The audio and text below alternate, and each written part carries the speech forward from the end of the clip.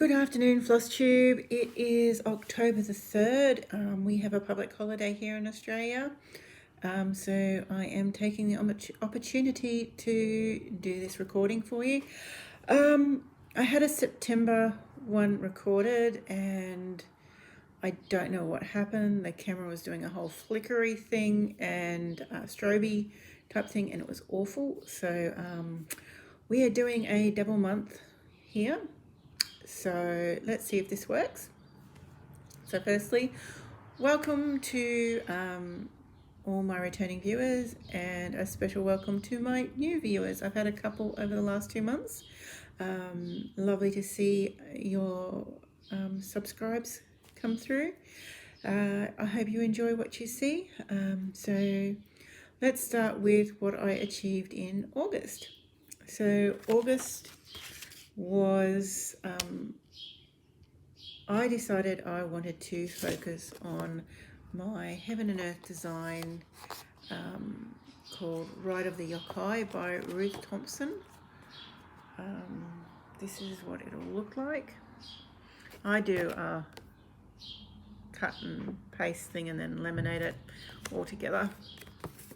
This was pre-pattern keeper. Now I've got pattern keeper. This isn't required, but I do like having this on hand because when I do floss tubes I can just easily go, this is what she'll look like, excuse the reflection.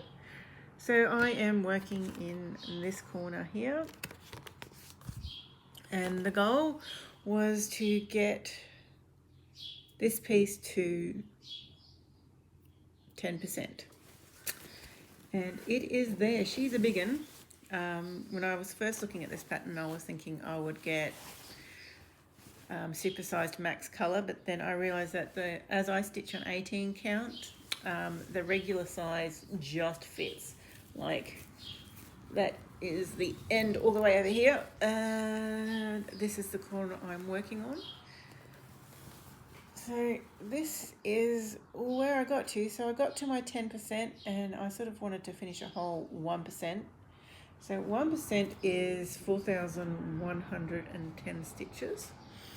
Now that's a lot of stitches to get to 1%. Excuse me peeking over the edge, just wanting to make sure you can see it all. So it took most of the month. So when I finished working on this one, so I worked a little bit down here, I worked a bit in here, and then I brought over this page, and then I added some gridding in as well. So it got quite a bit of love. I really enjoyed doing that. I have a few Hades. This is one of my favourites. So just saying a lot of ums today.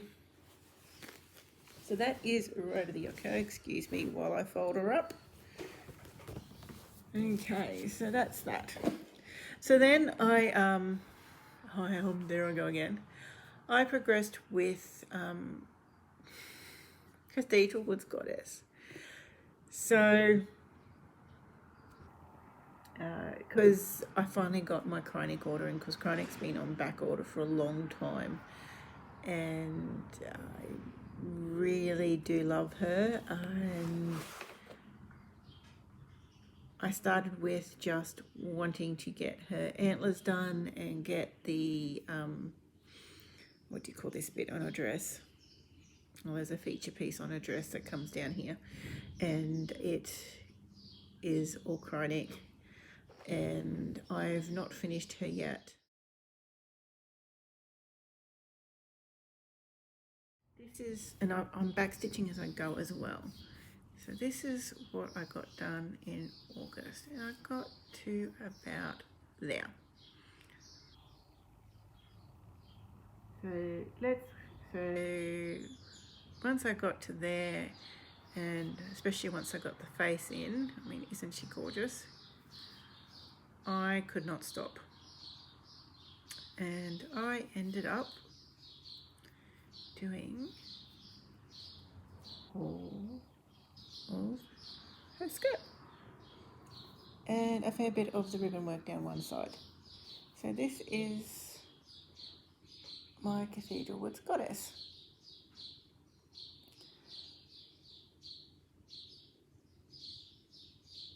So I put her down on the 30th,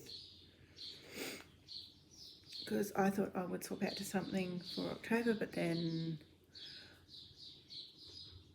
the 1st of October I started laying my flooring and I got preoccupied and I was then too exhausted to stitch, so I actually didn't know stitching.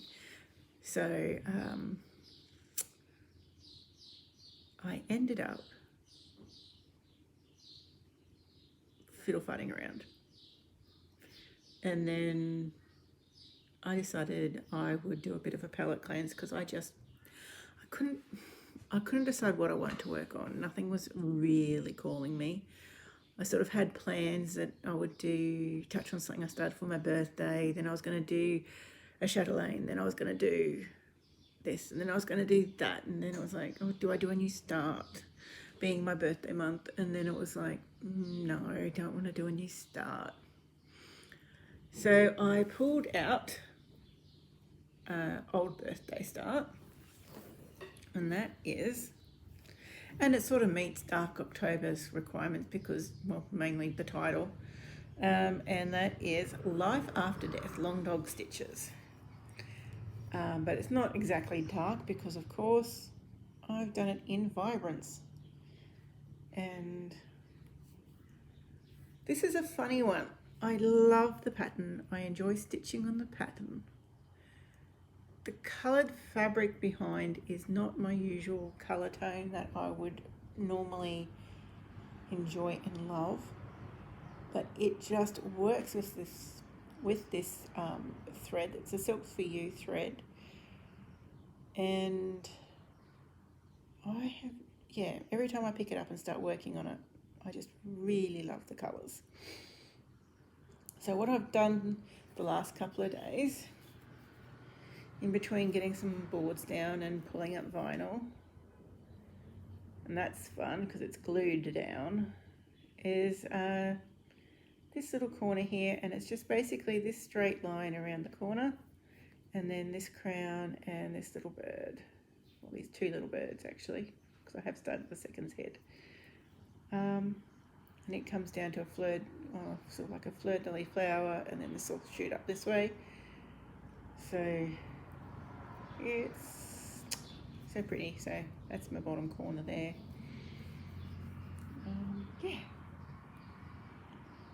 And I'm just stitching this in hand because it's nice and easy, and I don't have to mess around with putting a Q-snap in because I just haven't felt like it. And that's what I've been stitching on while I've watched some YouTube, listened to some audiobooks, watched a bit of TV because it's easy to do. And and that is what I've worked on. So not a lot. Audiobooks. I listened to a whole series last month by AJ Lancaster called Star Reel. Loved them. Really a bit different. So it's sort of like a mix of, it's a different one. It's sort of like a mix of old England estate style, historical, where the era where the trains are in, but not really set in England, but kind of is. You'll know what I mean if you listen to it. And fantasy and fae and other realms sort of thing. So, but really well done. Narrator's good, storyline's good. It wasn't a straight wham bam thank you ma'am within the first paragraph. Loved it. Bit of a plot, bit of a story, good storyline. Wasn't just about the wham bam thank you ma'am. So I highly recommend it if that's what you like. It's not YA as which is a relief, and that's what I've sort of really listened to. Let me just get Audible back up. I have been re-listening to, that's right, the Ruby Lyons Drake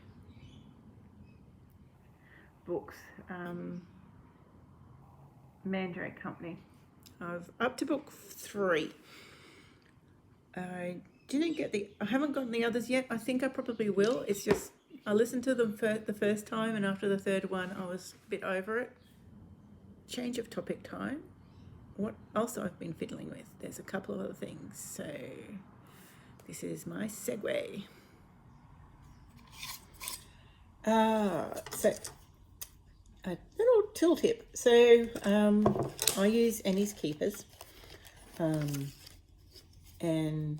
I like them. They're just impossible to get in Australia. You have to order internationally, and I did not order enough to do a whole set of DMC, and I'm kicking myself, but I do like them. When I did my order, I got myself their, actually I'm not sure what it's called, I'll have to look it up, but it is their project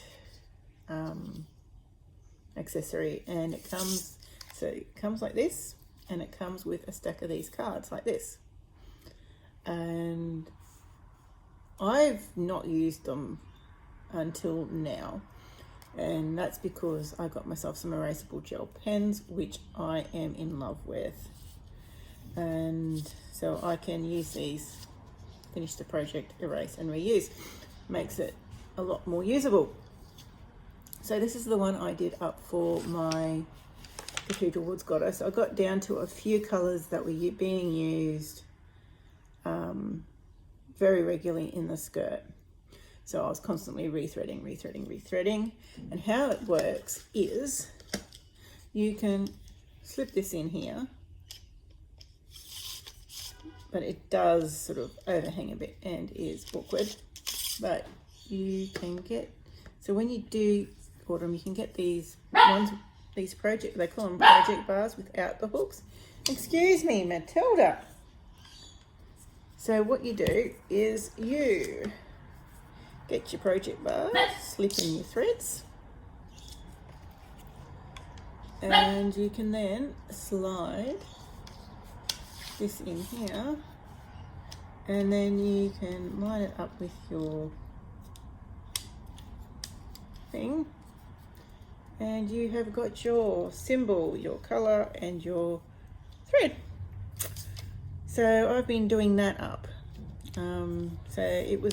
This was my Cathedral Woods Goddess was the first one that I did it for. I have since done one up for Angel of the New Dawn, and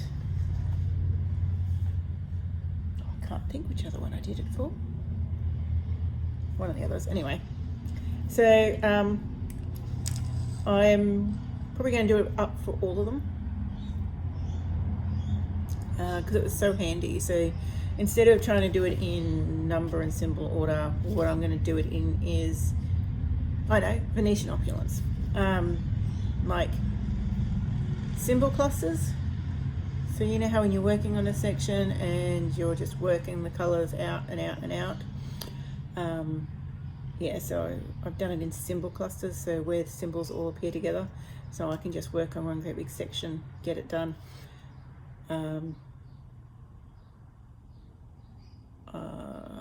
Didn't quite do it for this one here. This is just the Cryonics, but the Cryonics were all together anyway. That's what I've sort of done here. With Venetian opulence, I've done like her dress. Actually, no, it's just her dress. It's huge. With Angel of New Dawn, I've done like her dress and then her wings. So we'll see how it works. I'll let you know. I do plan to do Nora November. I don't know what the plan is for Nora November, whether it is just going to be pick one and focus, or whether it's going to be pull out 5 different ones that are already in progress and work. I don't think I'll have a new start. I may do one new start, but it may be a birthday start. We'll see. I'm just not making plans, just trying to get everything done. I have a feeling the next few months are sort of going to be stressful, so we'll go from there. So what I have spent my money on, actually I don't know if I've talked about it here, I really enjoy board gaming, and I go over to Gayndah every now and then. That's one of the next towns over, and there is actually a group of people there who are also into board gaming, and the father of a lot of the kids is a masseuse, and he also runs a board gaming and comic shop, and he has a few other things. And I actually picked up some games, and I'll show them on to you because these are really fun. And they are the Tiny Epic games. I've gotten two. Tiny Epic Defenders, and it's sort of like you can play it solo. It is like a fantasy version of a solitaire game, and a tactics game. Oh, sorry. It's really great fun. It's basically cards, and a couple of meeples and a couple of little wooden things in it. And this is a Tiny Epic Mechs, which is also fun. And this is sort of like programming. So if you've got kids out there that you want to sort of teach the basics of programming, like and planning ahead, like gonna move one here, one there, you know, that sort of thing. So yeah, that is also fun. I haven't worked out solo play on this. I'm sure there'll be something out there, but it is super fun because you have mech suits that you build your character up to, and yeah, it is very much fun. Lots of fiddly pieces, but so much fun, so hilarious too, especially once you get into the more into the 4-player game sort of thing. So yeah, so Tiny Epic Mechs and Tiny Epic Defenders, highly recommend them. They are just awesome fun. Yeah, and that's me for the month. So short and sweet. That's why I've decided to double up. And also I just never go around to posting August update. So it shall be interesting to see what October's like. I will try and go and get this up now for you. Get it all mushed together and loaded. Welcome. I should have said a lot of things, and like welcome, farewell, goodbye, hello. We might just cut this end off. Anyway, have an awesome month. I'll see you at the end, and we'll see if anything evolves. You may see stuff on Instagram. Yeah, we shall see. Time to go have some lunch, do some editing, and maybe some Mirror Monday stitching. We shall see.